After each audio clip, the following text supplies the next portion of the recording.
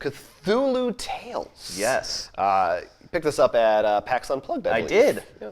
But we finally got to do it with the full 5 people.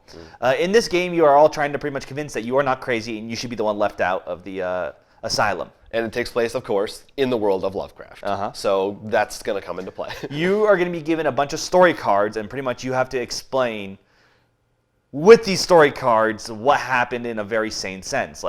And it's very interpretational. So you can get a card that says half-eaten body. Now, you know that's probably something that's a little weird to talk about. Like, for instance, one of my cards was Oblivion. It had a guy going insane. I used it as the video game Oblivion, just because why not? So you can do whatever you want. So you have to be like, try to explain the way, like, oh, I found this body. It was a murder suspect or something.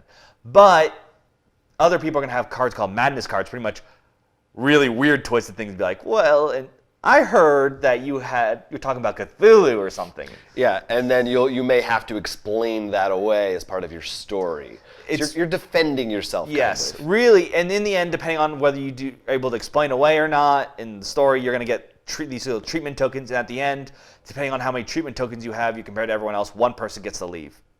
It really is a game that really is just about telling the story. It's not, I mean, yes, there's a point in the winner, but a lot of the fun was just, well, what about those weird bodies you've been keeping in your basement? Yeah, it's definitely a storytelling game. It's not one to play if you are really into some strategy. But if you have a funny group that likes Lovecraft and weird stories, there's a lot of funny stuff. And there is a little strategy because certain nightmare cards can be played depending on the combo of cards on the field. So you could be like, if I play this card, then it's going to be real hard for them to play Nightmare. Right, you have to match the colors, so you can, depending on your hand, strategize a little bit, and then maybe that won't work with your story, so you have to improvise. But overall, the best part wasn't really the strategy. It was coming up, especially when you had some of those bad cards, you're like, well, yes, that's, well, you see, I was talking about Oblivion, the video game, like, we had some really weird, like, U-turns and, like, it's definitely great for improv practice and stuff. I think my only complaint with it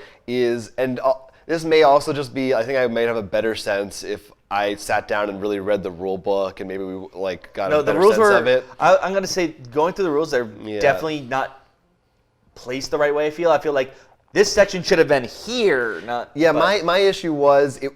I wish it were clearer exactly how you were supposed to be arguing. It was sort of vague about you're defending your position. So am I like? I'm talking to my inmate, but I'm defending against the warden. I didn't read as many of the examples because I want to get to the gameplay. And I don't really blame you. I think it's different from some games where you're like Gloom. You're just saying what happened to the person. It's very straightforward. This one is a little.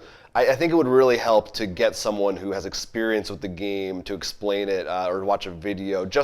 I think for first-time players, it's a different sort of thing to wrap your head around. But definitely very fun if you just want to tell some really weird stories. And cool art, of course, like all these Cthulhu games tend to have. If you enjoyed this video, it was just a snippet of our full-length podcast, which you can find on our YouTube channel every week. So please go ahead, like, and subscribe for more board game-related content coming at you in the future. And don't forget to check out rollforcrit.com, where we actually sell a lot of the games we talked about, as well as post news and all our other videos. Until then, I'm Will Keeler. I'm Jonathan Estes, and this is Roll for Crit.